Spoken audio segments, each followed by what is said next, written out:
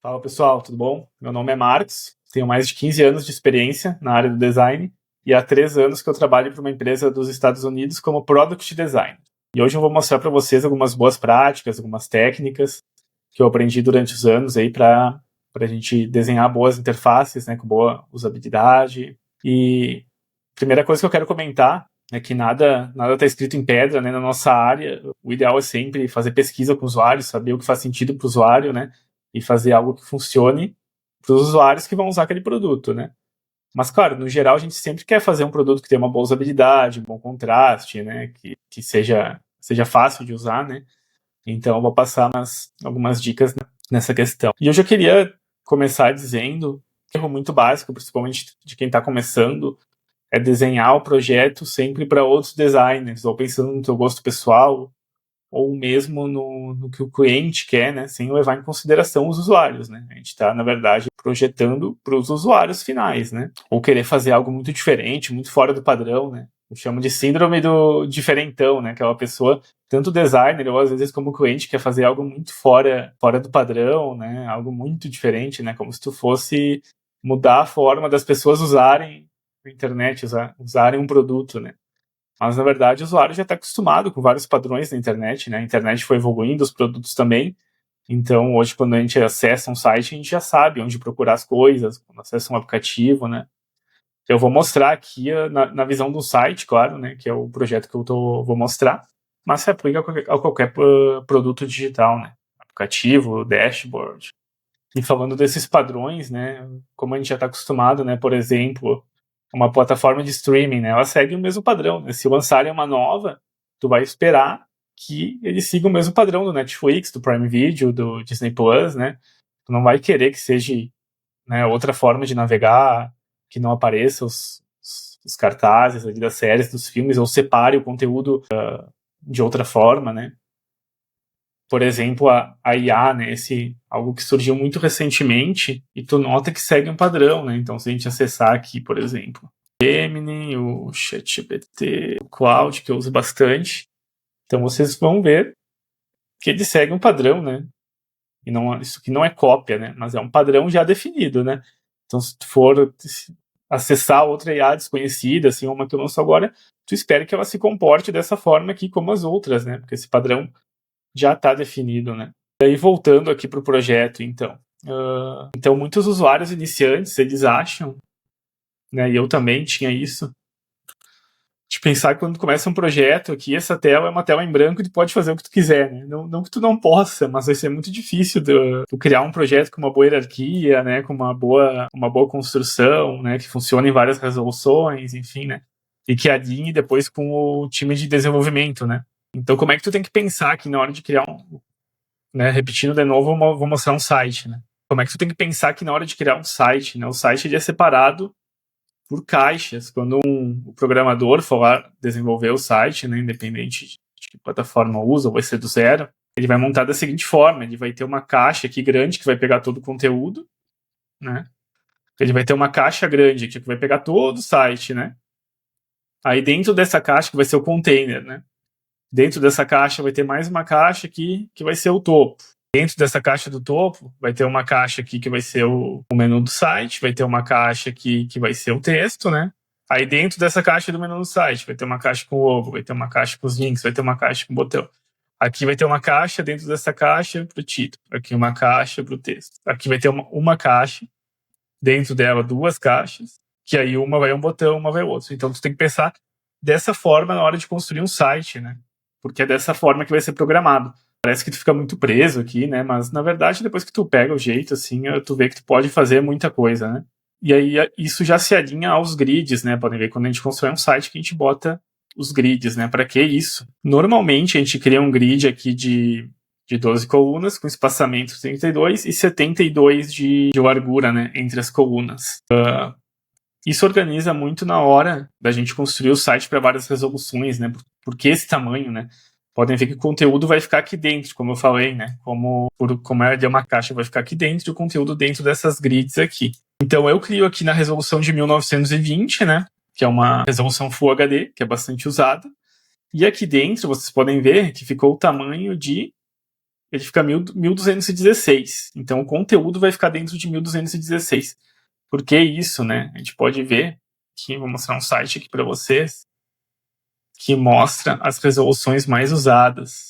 Claro, isso é uma ideia mais global, né? Vai ter que analisar para o teu produto se vai fazer sentido, né? Mas, por exemplo, aqui, desktop. Vocês podem ver que 1920 é bastante usada, mas 1280 também é bastante usada, assim como 1500, né, que é do Mac, eu acho.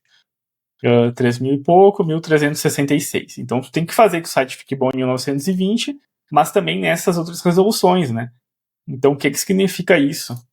Mantendo esse formato de conteúdo, a gente consegue manter o site em 1920 desse formato aqui, e se diminuir a resolução, por exemplo, para 1280, que a gente viu lá, ele vai ficar assim. Então, ele vai manter a mesma forma, ele só vai esconder as laterais, entendeu? Então, tudo que está na lateral aqui, a mais da grid, tu vai deixar meio que escondido, né? Porque só vai aparecer nas resoluções maiores, mas o conteúdo principal tu vai deixar no meio, né? Então, tu tem que pensar dessa forma. E assim a gente mantém a mesma estrutura, mesmo tamanho de fonte em todas as resoluções, né? Porque se tu fizer em resoluções maiores, por exemplo, tu vai querer, tu vai aumentar o texto, né? Aí na resolução menor, aquele de texto já vai ficar muito grande. Tu vai ter que ajustar em várias resoluções. Então, dessa forma, a gente mantém uma consistência. O site vai abrir igual em todas as resoluções, na desktop, claro, né?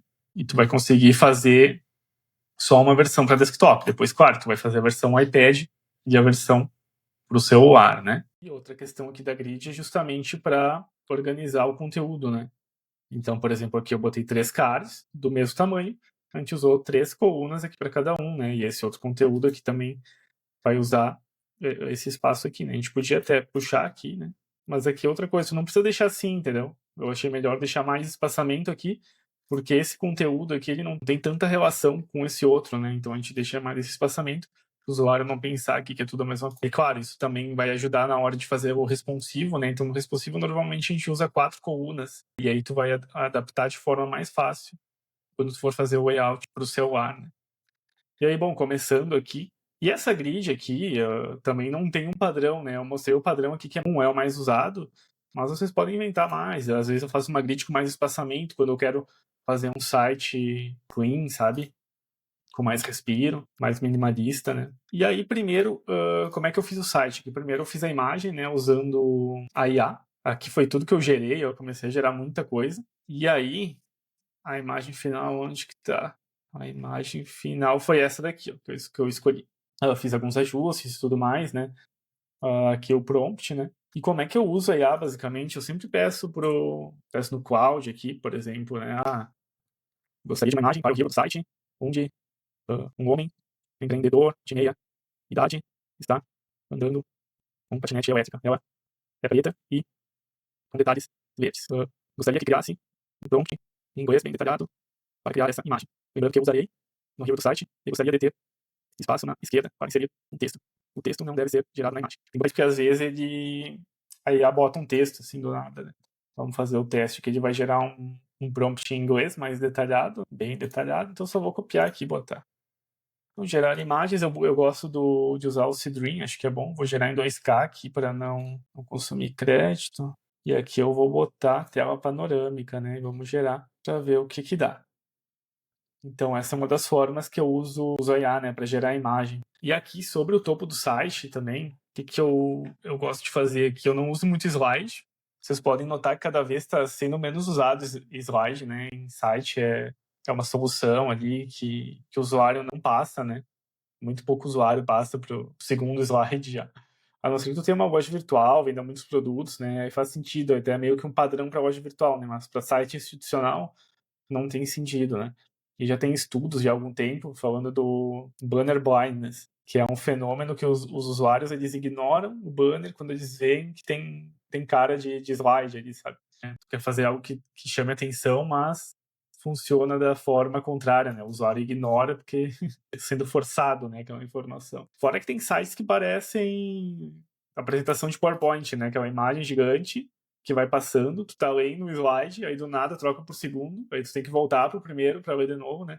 Então é muito irritante. Então, normalmente, eu não uso slide. Aqui só botei né, um degradê aqui, um mais escuro, justamente porque eu queria botar essas informações em cima, né. Olhada como ficou a nossa imagem lá na IA. Cara, ficou bem bom. Ó, claro, tu vai ter que refinar agora, né, o fundo ficou muito simples, né. Então, no meu caso ali, eu queria mais prédios, enfim, então tu vai refinando aqui, tu pode editar ou criar um novo prompt, pedir até pra IA, ou tu mesmo aqui editar o prompt, né. Mas deu umas imagens legais, ó. Então ele pegou os detalhes da patinete, ele, né, posicionou o personagem aqui na direita para usar o espaço da esquerda, enfim. Mas a gente vai usar aqui, vou manter essa imagem. Aqui sobre a navegação, então, né, um dos elementos principais do site é por onde o usuário vai navegar. Então, acho que não tem muito o que inventar aqui, né? Já existe um padrão para isso. Todos os sites que vocês acessarem vai ter o logo na esquerda, aqui o menu em cima, né? Então, não tem o que inventar aqui em questão de estrutura. O botão também, botão, já existe padrão para botão, né? Cara, é um retângulo com um texto no meio, né? Então, não precisa inventar nada diferente para o botão. E o botão é um dos principais elementos do projeto, né? Onde o usuário vai interagir e alcançar o objetivo que ele quer e que tu quer também, né? Então, cara, não tem por que inventar, fazer uma coisa diferente que não pareça um botão, né? Muita gente vai botar aqui, e daí bota uma bola no fundo, sabe? E daí bota uma seta aqui, e daí tipo, cara, isso aqui de longe não parece um botão, né? E o usuário ele não vai ficar vendo todos os detalhes do seu site. Ele vai ver de longe, se não parece um botão, ele vai achar que é um botão, né? Então mantém o padrão, é muito mais fácil, né? Já dá certo esse modelo, não tem por que inventar. É que nem tu mandar fazer um projeto para tua casa, o arquiteto te entrega o projeto e tu diz, pô, essa porta aqui tá muito igual a todas as outras portas, né? Tipo, sim, porque é justamente porque é uma porta, né? Tipo, a gente quer que pareça uma porta e que tenha a maçaneta no meio que os usuários consigam entrar e sair da porta. Então, é a mesma coisa para um botão. O botão ele tem que estar na cara que é um botão, porque é um dos componentes principais, né, do projeto. Mas sobre o que aqui? O botão, o tamanho dele. 56 eu uso normalmente, ou 48. O bom a partir de 48, porque daí tu pode aproveitar no mobile, né? O indicado é a área clicável no celular, ter pelo menos 48 pixels. Se é uma área maior, então se tu jogar 48 aqui, tu pode usar no mobile bem tranquilo. Cuidar a questão de contraste, né? Isso também é muito importante, muita gente peca nisso. Não é porque tu tá enxergando aqui, tu que tá lendo, que todo mundo vai ler. Então hoje existem vários plugins no Figma aqui para ver contraste, tem esse contraste mesmo. Aqui eu só tenho que tirar do linear, tem que ser sólido. Mas vou botar aqui o verde. Então aqui, da onde que ele pega essas informações, né? É da WCAG. Né? São um conjunto de normas da web, principalmente voltado para acessibilidade, né? E aí para o contraste, aqui tem vários plugins que tu pode usar para ver se tu bate aqui o contraste. O importante é tu conseguir esses double A's aqui, ó. Nos textos normal, hard text, né? Esse triple A aqui em normal text é muito difícil, tem que ter bastante contraste, mas tendo esses três aqui tá ótimo. E podem ver que se eu mudar um pouco aqui a cor, já não vai bater o contraste. Ó, aqui já fica com... já falhou o contraste, entendeu? Então não é porque tu tá enxergando aqui que todo mundo vai ver também, né? Então tem que cuidar dessa questão de contraste, tamanho. A questão aqui do botão para ele ficar com um peso bom, né? Normalmente quando eu dou os paddings aqui, que são as margens internas, eu boto uns 16 ou 8 aqui, em cima e embaixo, e na lateral eu costumo botar o dobro. Então se aqui tu botou 16, bota 32, ele fica bem equilibrado, ó. Cara, tu vai botar um número aleatório aqui, 20, sei lá, vai ficar meio apertadinho, entendeu? Aqui tem mais respiro. É normal ter gente que bota muito aqui, né? Então o cara faz um negócio assim e o coisa no meio, entendeu? Cara, em alguns casos tu pode usar assim pra completar, de repente, algum card, né? Mas ele isolado assim não tem porquê. Então essa é uma dica de usar o padding nas laterais, o dobro que tu usou no topo, né? A navegação é bem simples, né? Que eu criei os botões aqui, já os componentes, né?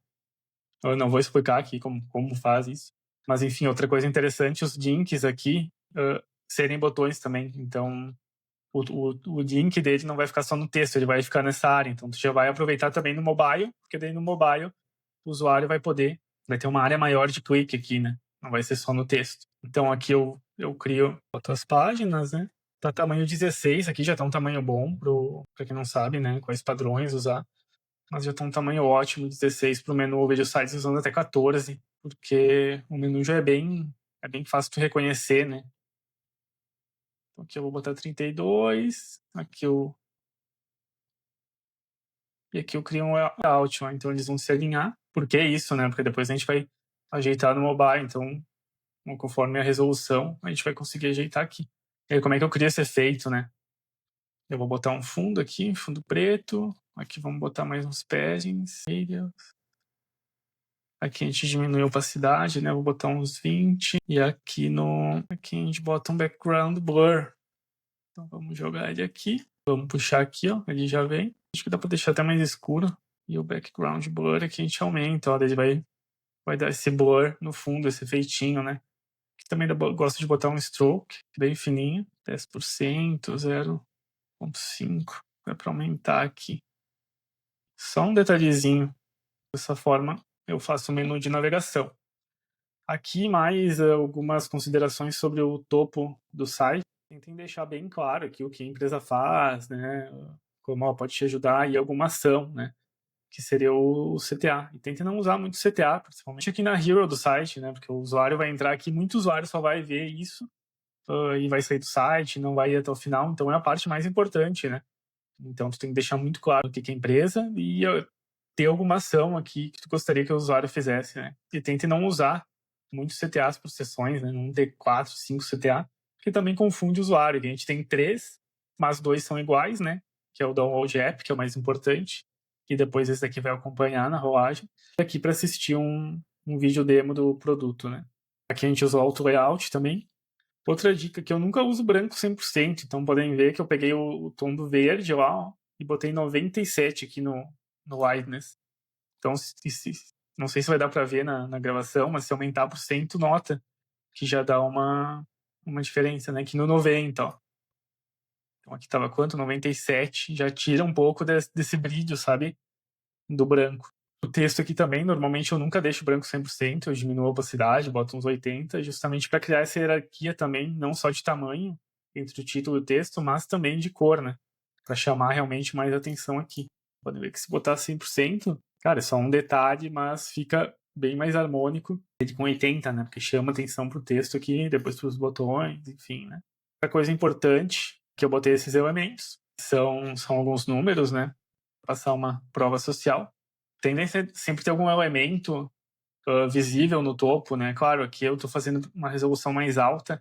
Depois, na parte da programação, a gente vai ter que ajeitar isso para cada resolução, né? Normalmente, na programação, a gente vai definir esse topo aqui como 100% do viewpoint. Então, qualquer resolução que tu acessar, tu vai ver essa imagem aqui. Ele vai ajustar o texto, né? A posição dos elementos para ficar ok em qualquer resolução, né? Mas aqui no Figma, a gente não tem como fazer isso. A gente replique e vá fazendo resolução por resolução, né? E aí tentem sempre ter algum pedaço, um elemento mostrando além do que tem no topo, sabe? Por exemplo, eu mostrei até uns sites esses dias, mas mostrei esse da Coberto aqui, que é uma agência. Então, aqui, ó, por exemplo, eles mostram todo o show reel, que eles deixam um pedaço para o usuário saber que tem mais área abaixo do hero aqui do site, né? Tinha outros que eu mostrei aqui também, mas vamos tentar acessar. Vamos ver até o site da Apple, os sites conhecidos, ó. Por exemplo, eles não preenchem todo o espaço aqui, eles deixam justamente algo aparecendo de outra seção para o usuário saber que tem continuidade, né? Então é muito importante tu usar essa função no teu site, né? Então a ideia nesse projeto aqui é que esses elementos fiquem aparecendo, né? Não vão aparecer todos, eles vão aparecer cortados para o usuário saber que tem um elemento para baixo. Ícones aqui eu também fiz com IA, mesma coisa. Vamos testar aqui, ó.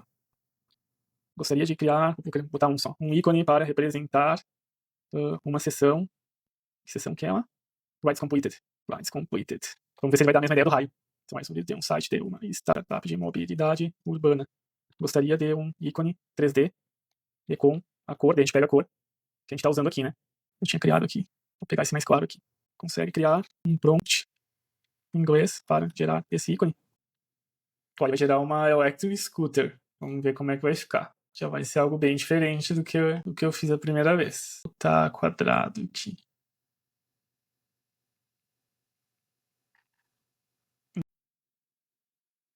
quanto gera, o que eu posso passar mais para vocês aqui.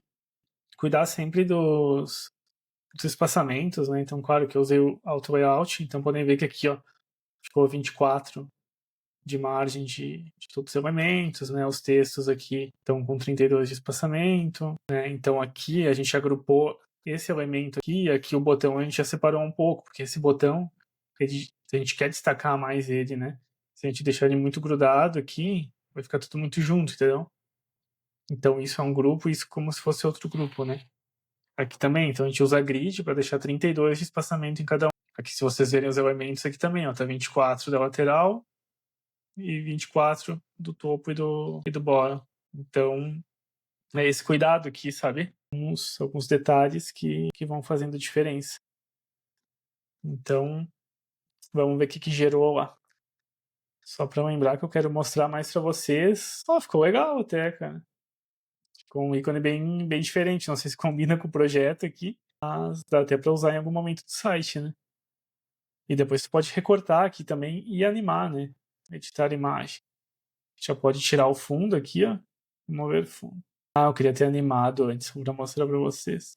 Mas daria para fazer alguma coisa com esse ícone, enfim. Às vezes demora um pouco, ó. Tirou o fundo, depois você só salva em PNG e usa no projeto. Bem interessante. Mas enfim, é mais ou menos isso que eu queria passar para vocês. Não quero mostrar como fazer os elementos aqui, os componentes, né? Minha ideia não é como fazer um botão, mas explicar para vocês do porquê, né? Por que o tamanho dele é esse, por que a gente usa tal tamanho aqui dentro, né? A questão de espaçamentos e algumas dicas mais gerais de UI, né? É isso aí então, pessoal. Espero que gostem do vídeo. Foram várias dicas que eu absorvi aí, que eu aprendi durante anos de carreira, né? E espero que aproveitem. Minha ideia aqui é mostrar realmente mais do porquê, mais fazer um bate-papo, assim, né? E não mostrar tutoriais da ferramenta, né? De como fazer tal coisa, como fazer um menu de navegação, como fazer um botão, né? Isso já tem bastante conteúdo na internet, eu acho. Mas deixa um comentário se vocês curtiram esse formato, né? Também é um vídeo longo, né? Pra assistir todo. Mas eu tô curtindo mais fazer, assim. Então é isso aí. Valeu!